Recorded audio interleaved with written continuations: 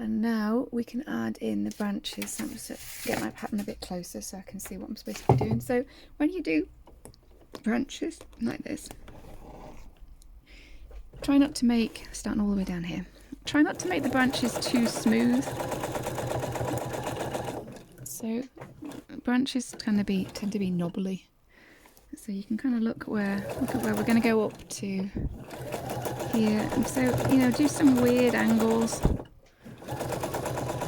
You know, the branches have a tendency to kind of go off and do something, and then something was in the way, so they grow off in a weird direction.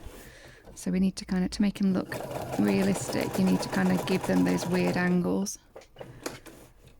You need to get up and do up around here.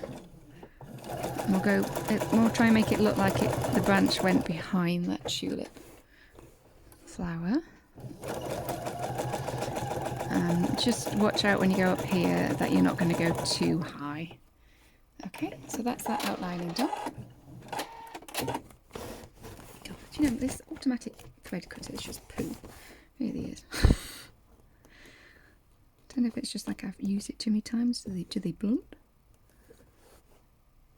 Is my thread too thick? It's not. It's very standard thread, isn't it? Okay, so we've got all these cut, and then we're going to go and we're going to change back, sorry, to that SEM 23, because that's a nice, I'll drink it next to me, I nearly sent it flying then.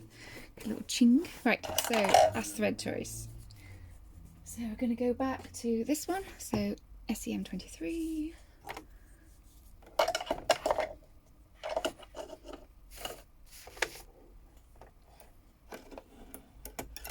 See my hand doing fast as lightning thread changes here. So when you're doing thread changes this quickly, I thread with one hand to start off with, and I have the other hand close to the thread, and then I'm providing a little tension. Yeah, I can't think of anything else special that I do. But then when it goes to the tension wheels, which mine are just up here, I'm providing a little tension so that hopefully, look at that, caught that patchwork one there on the back of the foot. So we're just filling these in. So I find it better to kind of whiz your way along like a full length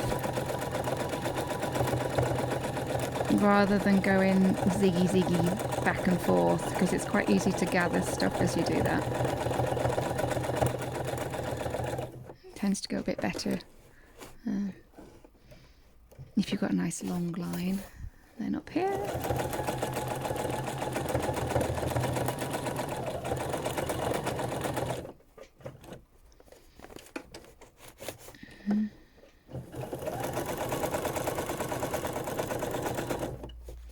So I added some kind of bud shapes on here, which I think when I was doing it I was thinking I was going to do as a pink, but I'm not going to bother, I'm just going to do them brown. And they're knobbly buds as opposed to the leaves are not quite ready to come out. Okay, so end all your threads off on the front. I keep moving this so you can't actually see what I'm doing. You've got to have the camera really in the way to be able to see what you're sewing, but then it means that you've got a very small area to work from for everything else. Okay, just that last one. Right, so I would say we are done. Let's see. Oh, no, we haven't. Look at that, he's got no tail. So back to the variegated white. Another thread change, sorry. So if you're doing this not live with me, when you do your whiskers, I'll put it in the pattern to fill in the tails so that you'd have one fewer thread change to do than me. Yeah, so just zoom back. Can I zoom back a bit? Okay, so can you see? Try and move that a bit more, because I know a lot of people have problems when they change their threads. Yeah. Okay, so you can see what I'm doing. I'm holding my bobbins, my thread's just here, and I'm holding it through and all the way up and around rabbit, I was holding that top thread, and now I'm going to let it go. And then I had some tension then, and so that will have... try and move it back in. It's so stiff, this. I mean, it's good so that it doesn't go and move around. But and then I'm blessed sufficiently to have a needle threader, which is a very good plan. If you're choosing a machine and there's an option to have a needle threader, I would definitely get a needle threader, because my eyesight's terrible for threading needles now. Getting old. Okay, so we're just filling in this tail for a little flash of white, and I'm using that Tutti 41 from earlier. Right, and now it's finished, I would say. Okay, so just need to make sure you've got everything short on the front, and then just finish off any loose bits. Something I get asked about a fair bit is, can you wash them? And you definitely can, but what's going to happen is you're going to get this. So can you see it's just frayed a little bit? So what you can do, if you are going to be washing them, is just like deliberately fray it, and most of the time they just come off. But otherwise, just run your fingernail along it. And then I find those cat fur rollers, you know, the plastic sellotapey things, they're quite good at getting these little threads off. And then that's it, because they can't go any further than that, because here, you can just see, I've got like 1, 2, 3, 4, 5, I've got 5 rows of stitching all very close together. That's going nowhere.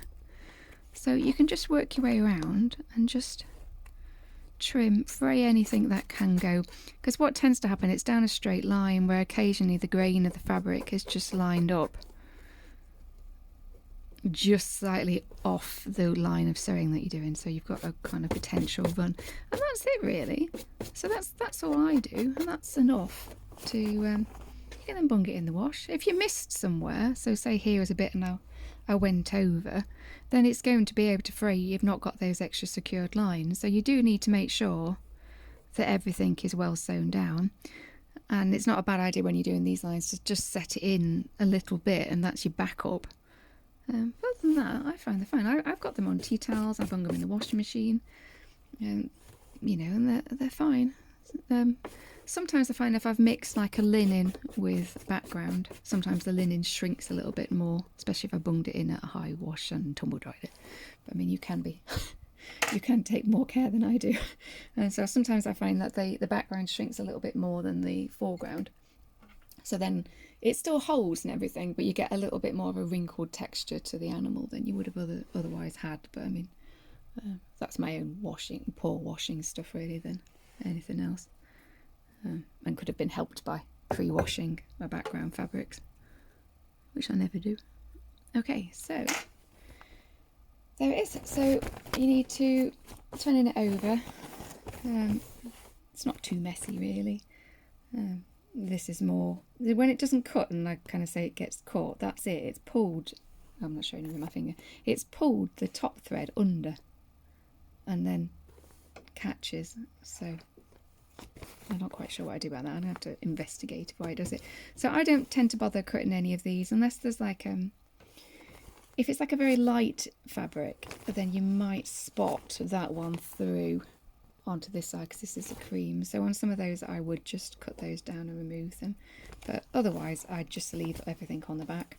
But you do want to take the stabilizer out, so I'm not going to do that all now, but you just remove it like that and just keep on going. Take out as much as you can. In the center of the shapes you can kind of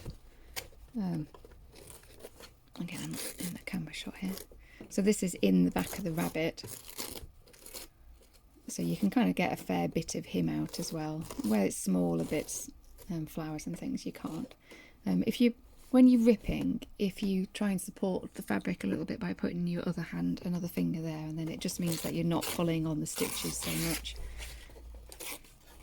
which most of the time doesn't matter because they can't go anywhere, but just occasionally where you've got things like whiskers and stuff, it's a good idea to be some more supportive. And if you can get all this background out, it now means that when you go to press it, You've seen there I wasn't pressing as I go along, but it isn't a bad idea to keep pausing and pressing your work as you go. But by removing this down this body of it, then we're then separating out, and you can, I don't know if you can see, maybe there's a tiny bit of fullness here, and presumably when I tear, in fact I do it now, when I tear that out, it will just give it a bit of breathing space to be able to do what it wants a bit more, as opposed to me holding it in with this stabiliser. And it'll be, I just slightly shifted it a little bit. That's how I was doing it. So how look now, does that look flatter? Yeah, you can see now that can smooth and go out a little thingy. So it's not a bad idea to remove it. So then when you're pressing it, you're not pressing in creases that then later you're going to have to try and get rid of. Okay, so I hope you enjoyed that, and I look forward to seeing your ones if you would care to show me them as you've done. You send a photo into my group, I would be more than happy to see your work.